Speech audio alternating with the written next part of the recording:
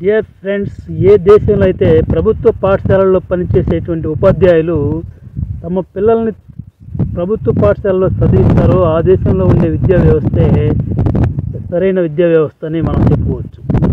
ప్రభుత్వ పాఠశాలలో పనిచేసే టీచర్స్, లెక్చరర్స్ తమ పిల్లల్ని కానీ ప్రభుత్వ కళాశాలలో, ప్రభుత్వ పాఠశాలలో చదివించినట్లయితే అక్కడ ఆ దేశంలో ఉండే విద్యా విధానం, ఆ విద్యా వ్యవస్థ కొంతవరకు నయమైందని మనం చెప్పుకోవచ్చు. అంటే మన విద్యా వ్యవస్థ సరైనదా కాదా, దీనికి కొలమానం ఏంటి అనే దానికి నేను చెప్తున్నాను. ఒక చిన్న కొలమానం ఏంటంటే, ఆయా ప్రభుత్వాలకు సంబంధించి పనిచేసే టీచర్లు ఆయా దేశాలలో, అంటే ఇది మన దేశము, మన రాష్ట్రానికైనా కాదు నేను చెప్పేది, ఏ దేశంలో అయితే ప్రభుత్వ పాఠశాలలో పనిచేసే టీచర్లు తమ పిల్లల్ని తిరిగి ప్రభుత్వ పాఠశాలలోనే చదివిస్తారో ఆ దేశంలో ఉండే విద్యా వ్యవస్థ సరైన విద్యా వ్యవస్థ, విద్యా విధానం కూడాను. ఏమంటారు? ఇప్పుడు ప్రభుత్వ పాఠశాలలో పనిచేసే టీచరు తమ పిల్లల్ని అదే పాఠశాలలో ఎందుకు చదివించలేకపోతున్నాడు అంటే దానికి కారణం ఏంది? తను బాగా చెప్పడం లేదా? తన మీద తనకే నమ్మకం లేదా? లేదంటే నేను బాగా చెప్తాను, మిగిలిన వాళ్ళు బాగా చెప్పరు అనే ఒక అపనమ్మకమా మిగతా టీచర్స్ మీద? ఏంటి ఇక్కడ ప్రభుత్వ టీచర్ల యొక్క విధానం ఏంటి? విధానం ఏమీ లేదు. మాకు వివరంగా నిదానంగా చెప్పేదానికి పిల్లలకి టైం చాలటం లేదు, సెలవులు ఎక్కువ, జీతాలు ఎక్కువ, ఎంజాయ్ చేయడానికి టైం సరిపోవటం లేదు. మేము పనిచేసే ఊళ్ళో నివాసం ఉండము, కాపురం ఉండము, రోజు రాను పాను సరిపోతుంది మా ప్రయాణాలకి, మా జీవితం అంతాను. ఇదే వాళ్ళు ఇచ్చే సమాధానం, అంతకుమించి వేరే ఏమి ఉండదు. అంటే ప్రభుత్వ పాఠశాలల్లో ఆ విద్యా విధానం ఏ విధంగా, ఏ తీరుగా ఉంది అనేది మనకు అర్థం కావడానికి నేను ఇదంతా చెప్తున్నాను. నాకేమి గవర్నమెంట్ ప్రభుత్వ టీచర్స్ మీద నాకేమి కోపం కాదు, నేను వ్యతిరేకం కాదు. ఏంటి అసలు ఏం జరుగుతుంది ఈ హై స్కూల్స్లో అనేది నాకు అర్థం కాని విషయం. మీరందరూ మనందరం అర్థం చేసుకోవాల్సిన విషయం కూడా.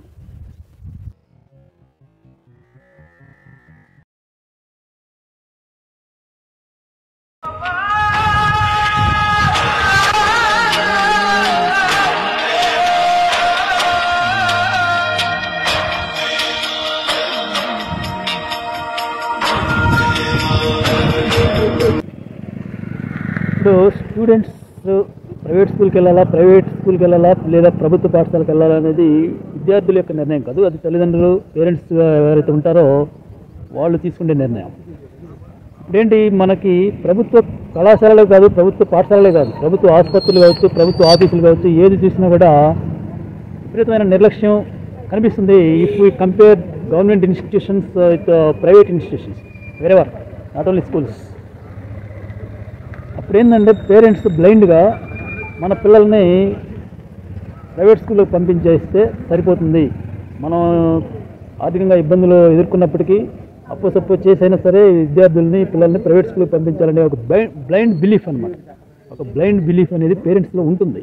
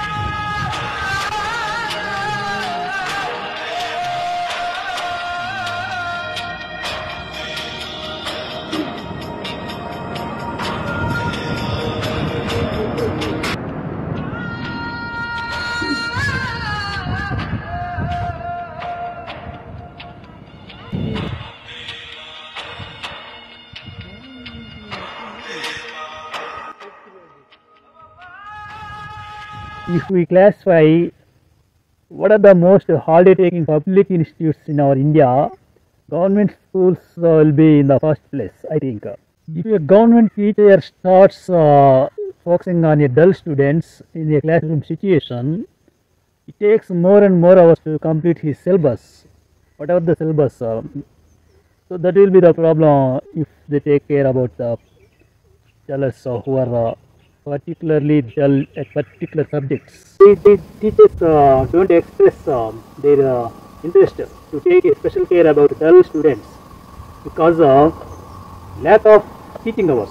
I mean periods. Dear guys, if a student complains against the teaching staff at their parents, they are not teaching well, what will be the parents' reply? I think it should be changing the school. There is no checkup of their notebooks. Whatever the teacher gives the notes, they don't check up the notebooks every day or every week, weekly once or weekly twice. Where are the weekend tests? There are no weekend tests in a JP high school. That is very important reason for decreasing number of admissions in a JP high school. There are no weekend tests to test their ability of understanding. To test their ability of understanding, there are no weekend tests in a government school. Whatever we teach, understand that or not, we don't know about the ability of understanding of a student. So, we conduct yearly once exams and 3 months, once in 3 months, once in 6 months and yearly examinations. We have only 3 times examinations in a government school.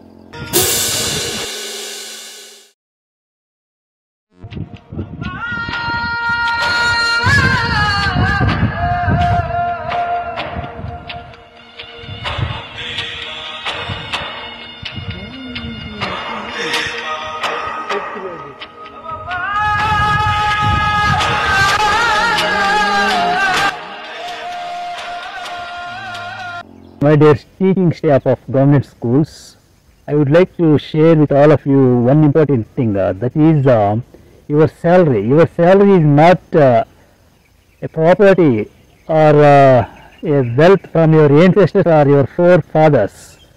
Your salary is just a loan from the bank of future generations. It is a loan from the bank of future generations. Whatever the salary you enjoy, you are taking from the government. That is not your parents' property and your ancestors or forefathers' earned property. Am I right? Even though the subjects are easy, when they can't understand the lessons that are taught by their teachers, their parents, when their parents find that matter, what will be the decision of their parents is very simple. Send their children to the private schools. That is the matter.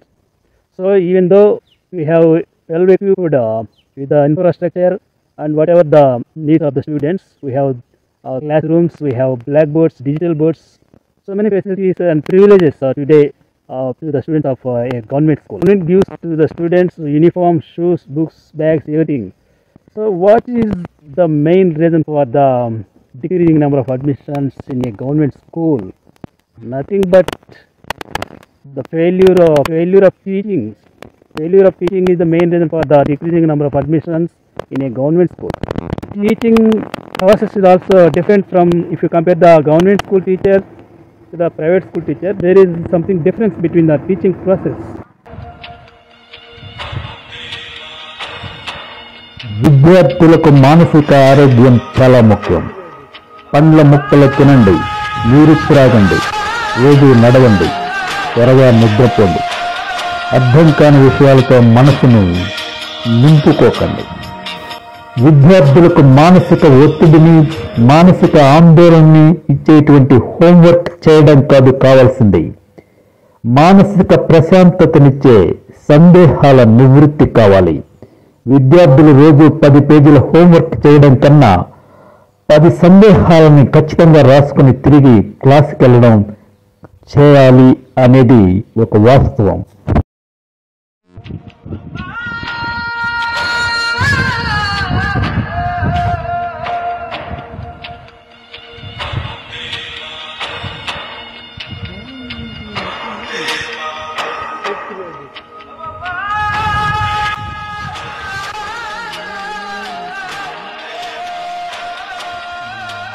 Not giving to all of you any kind of suggestion not to go to a private school, but what I am discussing now is very clear. The difference between the teaching process of a private school and a government school. What I am saying clearly is the salaries are high in a government school, but the teaching quality is lower than a private school. But in a private school, the salaries are lower than government school, but the teaching process is better than government school. Clearly, poor teachers, rich teaching in a private school, rich teachers, poor teaching in a government public school. So, what I am telling you now you can understand clearly. High school ki oka seminar hall ఒకటి ఉండాలి, indoor stadium ఉండాలి, మంచి library ఉండాలి, hostel ఉండాలి, ఇవన్నీ ఉండాలి. కానీ ఇవన్నీ లేవు. Friends, AP government is giving 15,000 for a student who go to school. Maybe it is a private school or public school, that is not important. By this, what we can understand, is government supporting poor students or is government supporting private schools? It is a dilemma to understand clearly. Dear friends, if we compare government school campuses with private school campuses, government school campuses are better than private school campuses. It is very clear. So many private schools are running in apartment buildings. So we have better and rich campuses and rich teachers. We can't attract students, many students to a government school because of poor teaching process.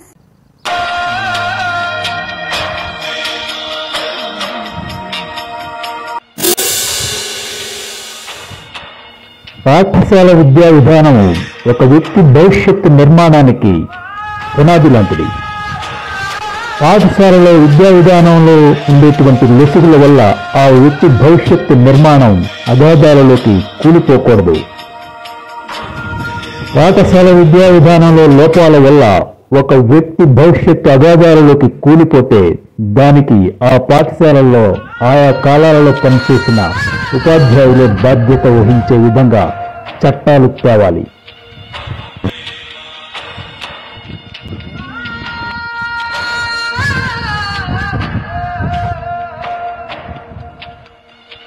Even though we have good campuses and good teachers, higher salaries, we can't attract the students who go to a private school because poor teaching methods. A private school is better than a government school. I think that is all parents' belief, not a student belief. It is all about parents' decision. Parents think that a private school can take care about their children.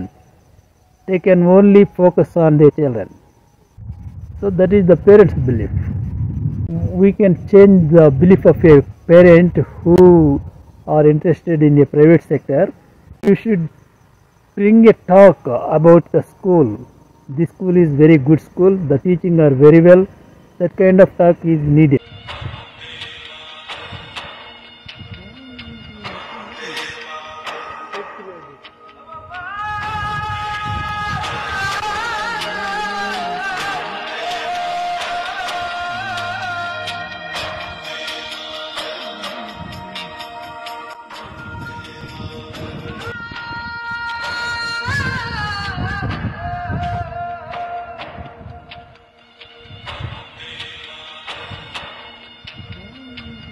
సరైన విద్యా విధానం అంటే ఏ విద్యార్థి తన జీవితంలో విలువైన కాలాన్ని పాఠశాలలో వృధాగా కోల్పోయానని బాధపడకుండా ఉండే విద్యా విధానమే నిజమైన సరైన విద్యా విధానం.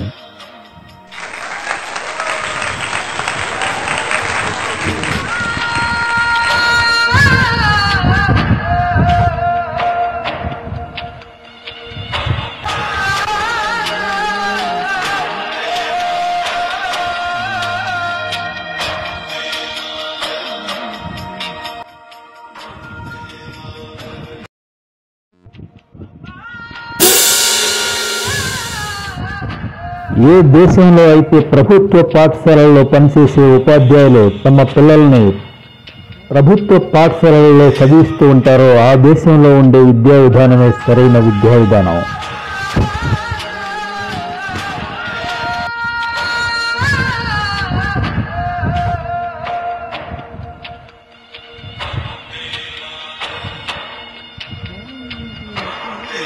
Try to understand, dear teaching staff.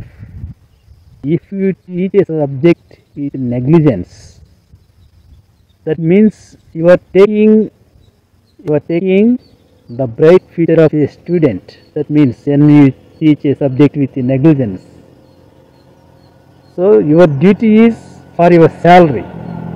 Please do justice to the salary and to your duty.